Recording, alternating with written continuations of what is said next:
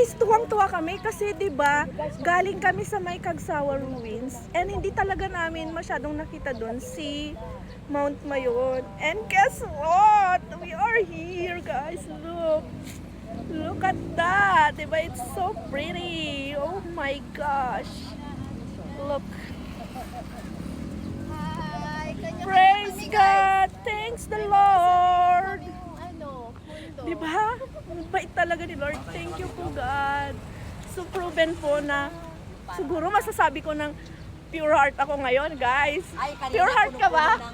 Of course! Grabe, ang ganda ng Mayon, guys! Tingnan nyo! Pwede ba sabihin mo? Ang kilig! Pure heart ba kayo, guys? Hi, pure heart ba kayo na? Magpakabait ka na, ha? Pure heart! Pure heart. Good na good ang heart. Maraming Pure heart. Ikaw! Pure na pure guys, nagpakita na yung Mayon sa wakas. Thank you, Lord! You're the best!